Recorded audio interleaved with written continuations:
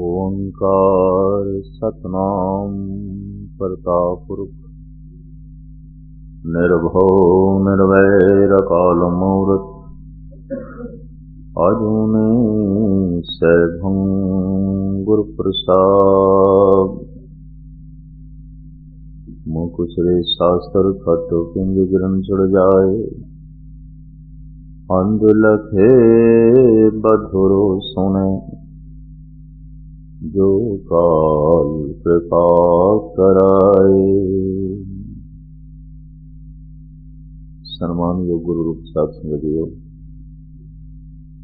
फतेह प्रवान करने वाहिगुरु जी का खालसा वाहिगुरु जी की फतेह। गुरु ग्रंथ साहब जी महाराज की बाणी ने अकाल पुरख दे दो रूप मने ने निर्गुण सरगुण। निर्गुण आप सरगुण भी ओही कलाधार जिन सगली मोही। निर्गुण रूप दे वो सूक्ष्म है अदृश्य है, सरगुण रूप दे वो दृश्यमान है। मकान दिखाई देंदा है, बुनियाद नहीं दिखाई देंदी। दरख्त दिखाई देंदा है, जड़ा नहीं दिखाई देंदियां। शरीर दिखाई देंदा है, आत्मा नहीं दिखाई देंदी। संसार दिखाई देंदा है, निरंकार नहीं दिखाई देंदा। इसनूं इंज बयान करिए, जो मकान का गुप्त हिस्सा है वो बुनियाद है, तो जो बुनियाद का प्रगट हिस्सा है वो मकान है।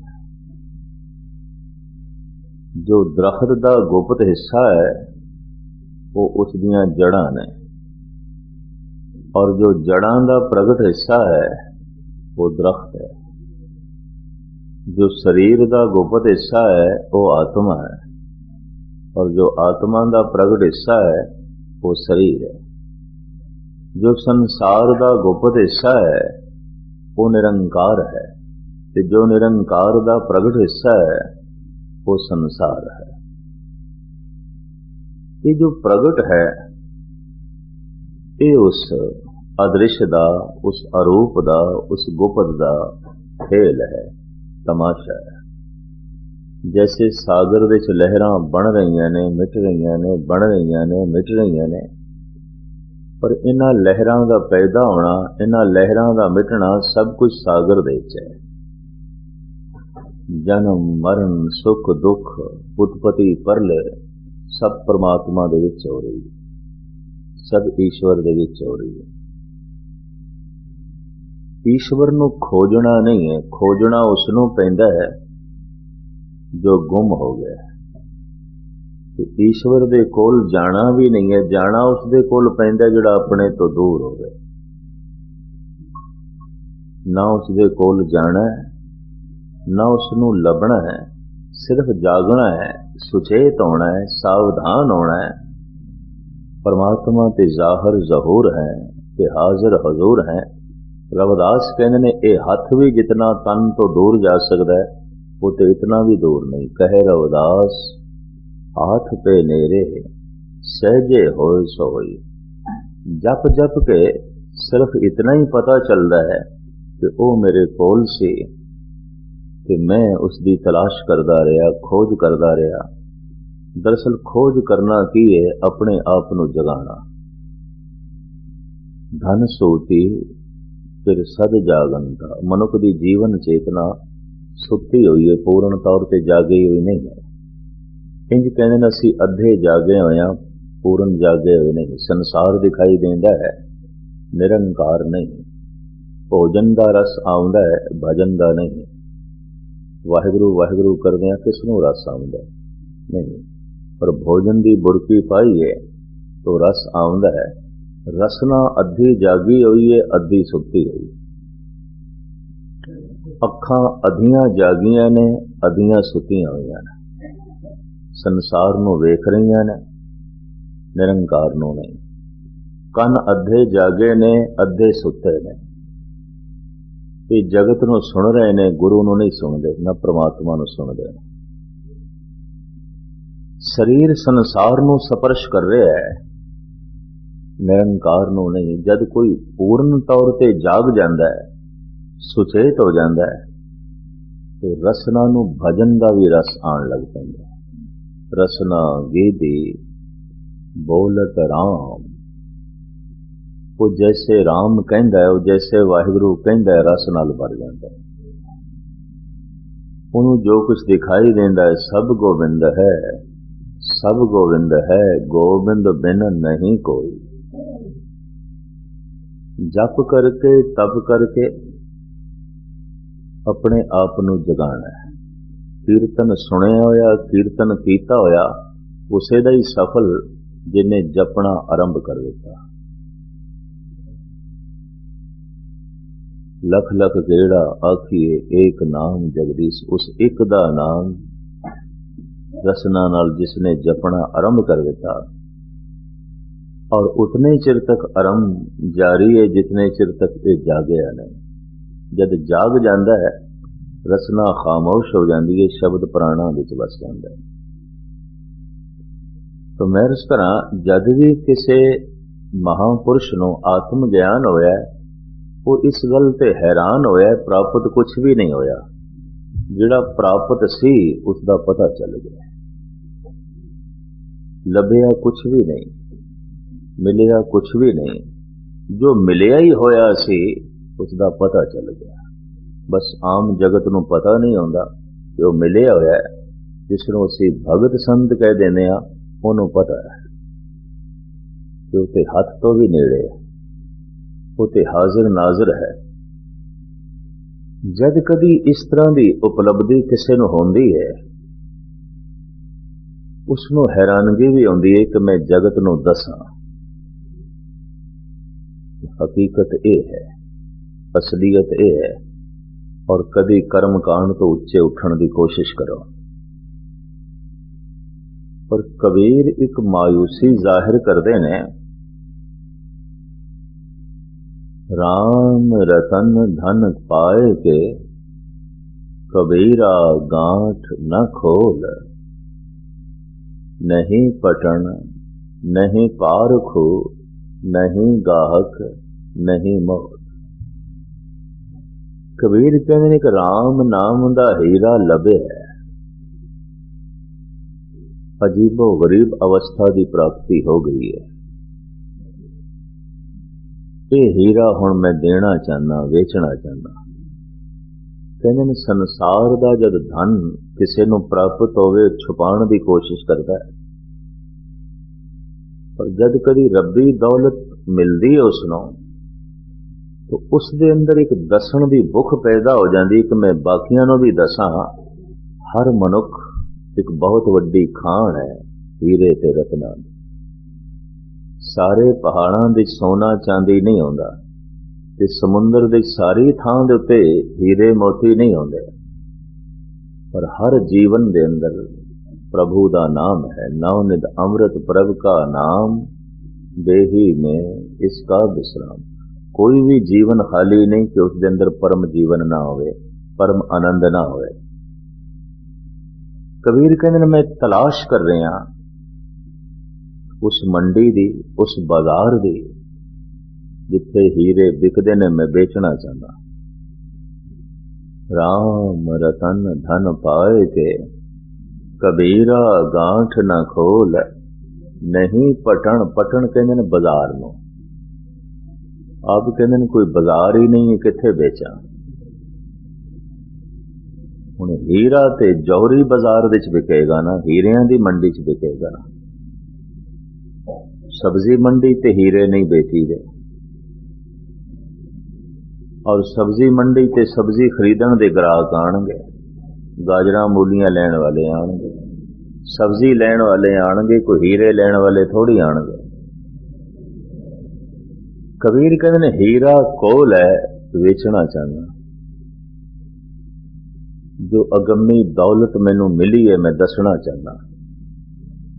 जो अगम्मी रस मैनू मिले है, मैं जगत नू समझाना चाहना।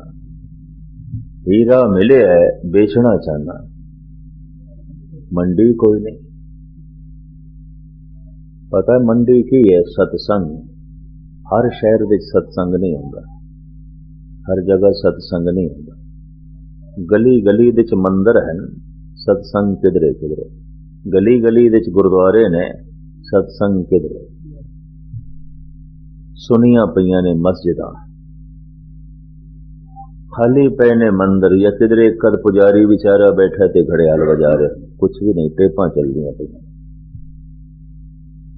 हुण मशीन बंदगी करे, हुण मशीन कीर्तन करे, क्योंकि मनुख दी मशीन ते कीर्तन करना नहीं चाहती। चलो होया घर विच बैठ के सुन लिया, पर हुण सत्संग विच भी मशीनां चल रही हैं। रहराज साहब का पाठ टेप ला लो, आसा दीवार का कीर्तन टेप ला लो, सुना लो। और किसी हद तक मनुख भी मशीन होंदा जा रहा है। जे सारा दिन भी टेप रिकॉर्डर के अंदर कीर्तन चलता रहे, सारी जिंदगी चलता रहे, तो टेप रिकॉर्डर ने कोई ब्रह्म ज्ञानी हो जाना। बस मनुख भी इस तरह का ही होगा, ये भी मैच कर मशीन ही होगी। मशीन की तरह की, यंत्र की तरह सब कुछ हो रहा है। जागृतता नहीं है, सुचेतपना नहीं है। प्रभु की उस्तत करो संत मीत, सावधान एकाग्र चीत। जेड़ा कम जितना कीमती होवे, अहम होवे, खास होवे, उस विच उतनी एकाग्रता चाहिए, उतनी गहराई चाहिए, उतना ध्यान चाहिए।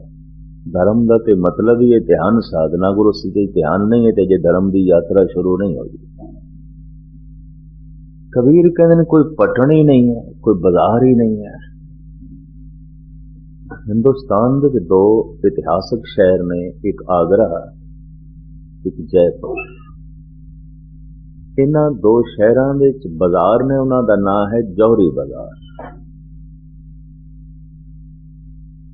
आगरे का जौहरी बाजार अकबर ने बनवाया सी, जयपुर का जौहरी बाजार महाराजा जय सिंह ने बनवाया सी। अकबर के समय, राजा जय सिंह के समय, इन्हां दो बाजारां विच हीरियां की खरीदो फरोख्त का काम शुरू होया। बई सिर्फ हीरे, रतन, पन्ने, लाल, मूंगे, नीलम, जवाहरात, पन्ने। जौहरी बाजार। आगरे के जौहरी बाजार के अजकल चमड़ा ही बिकता है, या मोटा मांस बिकता है, जौहरियां की दुकानां खोल। जयपुर का जिहड़ा जौहरी बाजार है, उत्थे हीरियां की खरीदो फरोख्त होंदी है, उत्थे सिलसिला है। पर इतना वड्डा ये देश है, हीरियां की मंडी, हीरियां का बाजार किधरे किधरे, हर थां ते नहीं, हर जगह नहीं है। हर शहर की सब्जी मंडी जरूर है, कपड़ा मार्केट है, लोहा मंडी है, लक्कड़ मंडी है। हर शहर विच हीरियां की मंडी नहीं है, जौहरी बाजार नहीं है। कबीर कहते जेड़ा हीरा कोल है, वेचना चाहना पर पटन नहीं है, बाजार नहीं है। जिथे गाजरां मूलियां पईयां बिकदियां ने, मैं उत्थे हीरा लैके बैठ जावां बेचण, ये मूर्खता होगी, ये मूर्खता होगी। हर जगह के उत्ते सच की गल नहीं की जा सकती, परमात्मा की गल नहीं की जा सकती। जिथे कोई स्रोता ही नहीं, कोई चाहत ही नहीं, कोई तड़प ही नहीं, उत्थे की बयान करना। तो कबीर कहते हैं कोई मंडी ही नहीं है, नहीं पटन। आप कहते ने भरमण करदियां करदियां कदी कदाई मंडी मिल जाती है, पटन लग जाता है, बाजार लग जाता है। दुनिया का भरमण करदे करदे किसी शहर दे सत्संग लग पैंदा, तो कबीर कहते खुशी हो जाती है, मैनूं मंडी लग पई। पर आप कहते ने मेरी खुशी एकदम मायूसी विच बदल जाती है। क्यों? नहीं पटन, नहीं पार खो। पटन ते लभ पिया, बाजार ते लभ पिया, पर उत्थे जिहड़े आमदे ने पारखू नहीं ने हीरियां दे। समझ कुछ भी नहीं। आ रहे ने मंदिरां विच, भगवान की कोई समझ नहीं।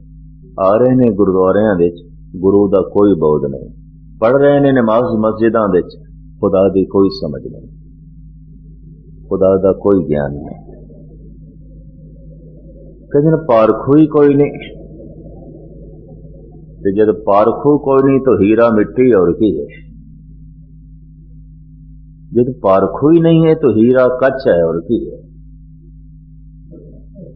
जयपुर के जौहरी बाजार दे एक सिंह की भी दुकान है, वो हीरे मोतियां का काम करता है। किधरे एक दिन मैं जयपुर राजा पार्क के गुरुद्वारे 14 रत्ना की कथा की थी, तो मैनू कहने लगा गए नहीं जी ये रतन तुसी वेखे ने? मैं कहा नहीं, विशेष रूप से 9 आते ने, 9 रतन। हीरा है, लाल है, पन्ना है, मूंगा है, नीलम है, जवाहर है, मोती, इस तरह की गिनती 9 बनती। मैनू कहने लगे तुसी देखे ने? मैं कहा नहीं, सारे नहीं देखे। कहने लगे अज वक्त कढ़ो, मैं थानू दुकान पे ले जाना, अपनी सारे दिखा देना। मेरे को सारे ही नहीं, असी यही काम करते हैं, साडा यही धंधा है। उसकी दुकान ते पुखराज नहीं सी, उन्हें पड़ोस की दुकान तो मंगा के मैनू दिखाया, बाकी सारे रतन दिखाए। एक एक की जो कीमत दसदा गया मैं हैरान होंदा गया।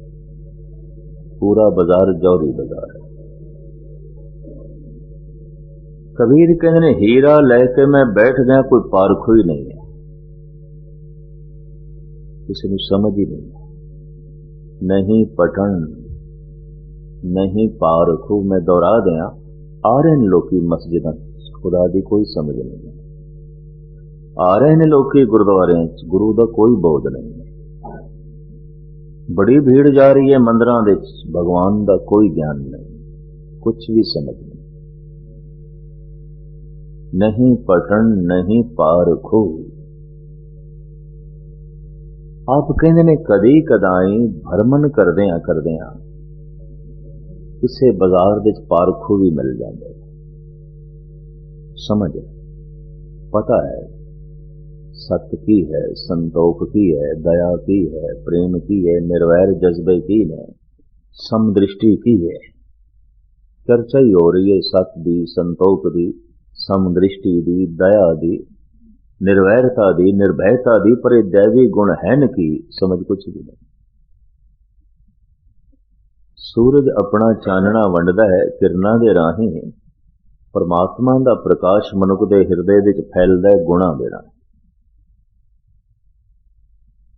और जैसे जैसे मनुख के अंदर गुण वधदे ने वैसे वैसे रब्बी चानना वधदा है।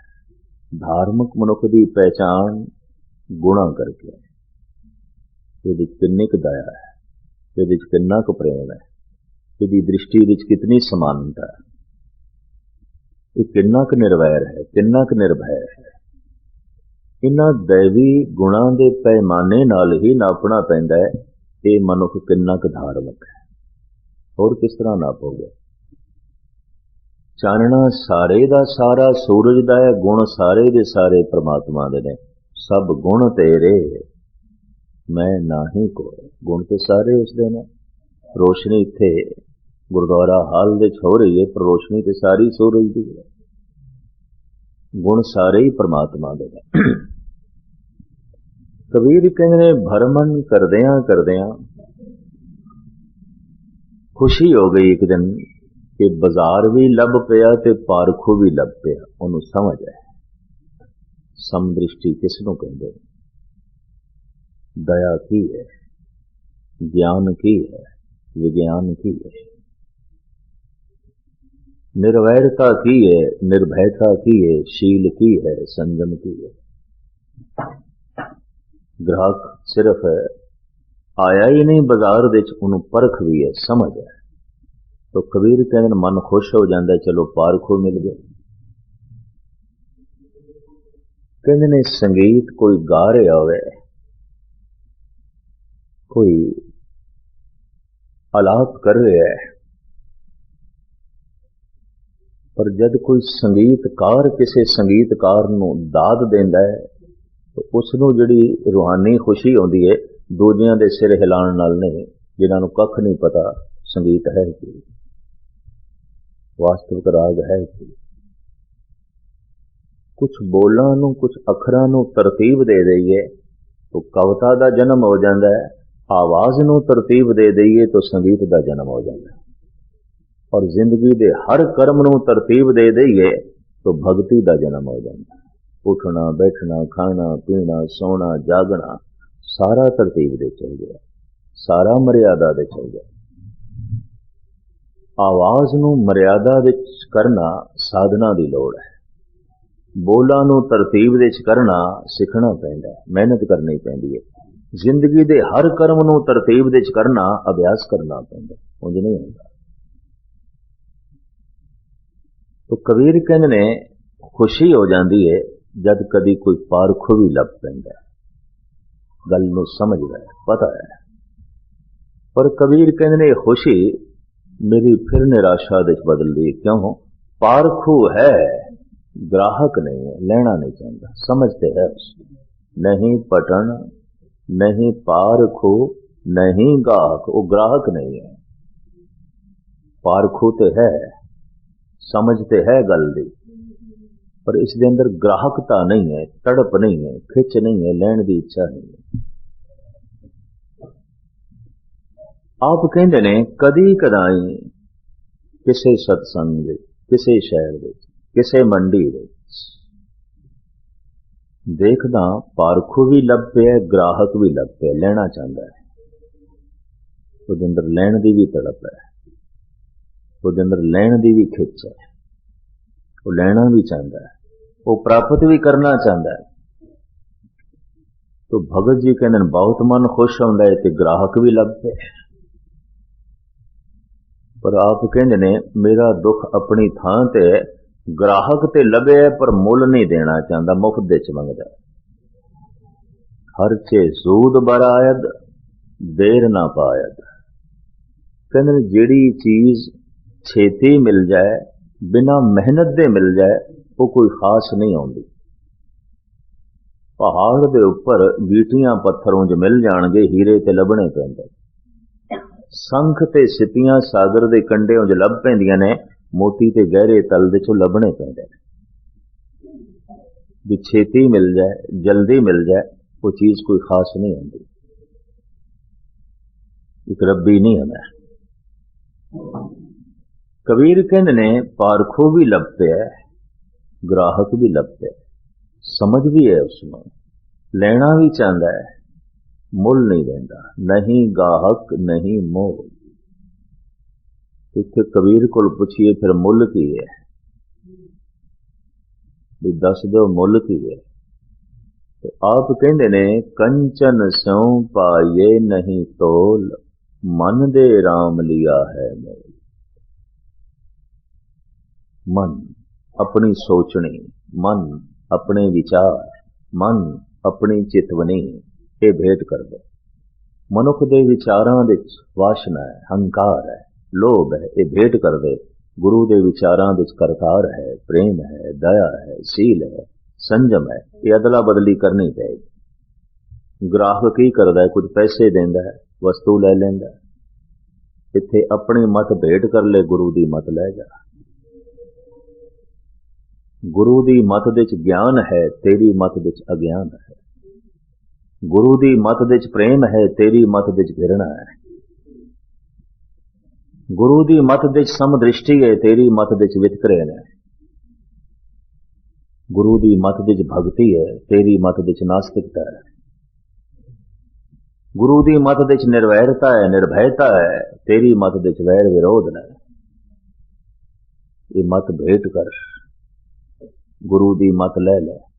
पर गजब दी गल है, मनुख कौड़ी दे के भी हीरा नहीं लेना चाहता। कि कौड़ी दे के भी हीरा नहीं लेना चाहता, अपनी गंदी मत दे के भी उजबल मत गुरु दी नहीं लेना चाहता। जबकि गुरु कहंदा है गुर की मत तू ले इहाने, भगत बिना बहु डूबे स्याने। पर एक शर्त है त्यागे मन की मतड़ी, विसारे दूजा भाव जियो।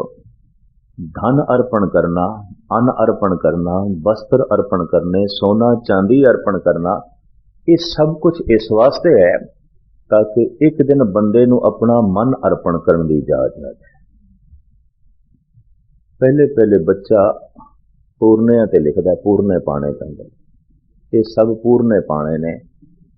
धन अर्पण करना, फुल अर्पण करने, वस्त्र अर्पण करने, अन्न अर्पण करना, ताकि एक दिन बंदे नू अपना मन अर्पण करने की इजाजत आ जाए। और जैसे मन अर्पण किया परमात्मा की प्राप्ति हो जाती। रोज सत्संग विच आना, कथा कीर्तन सुनना, ये सिर्फ अपने आप नू तैयार करना है कि एक दिन असी अपनी मत भेंट कर दईए, अपना मन भेंट कर दईए। कि जिस दिन अपना मन देण नू जी करे, मत भेंट करन नू जी करे, समझ लो सत्संग का फल मिल गया, सत्संग की सफलता प्राप्त हो गई, झोली विच पै गई। ये फल है, क्योंकि अपना मन जैसे भेंट करता है मनुख, ते गुरु की मत प्राप्त होती है, तो गुरु की मत दे ही परमात्मा है। मनुख की मत दे पदार्थ ने, मनुख की सोचनी दे की है, संसार है, पदार्थ ने। गुरु की सोचनी दे परमात्मा है, निरंकार है। मत भेंट की अपनी, ले लई गुरु की मत, उसे मत द्वारा परमात्मा की प्राप्ति हो जाती है, ईश्वर की प्राप्ति हो जाती है। अपनी मत दे ते शराब पीना है, गुरु की मत दे अमृत छकना है। अपनी मत दे ते दोपहर नू उठना है, गुरु की मत दे अमृत वेले उठना। बस जैसे गुरु की मत आई, सारे ही दैवी गुण जो है आ जाते हैं। गुरु की मत दे ही परमात्मा है, गुरु की मत दे ही सारा अनंत परिपूर्ण परमात्मा का रस है।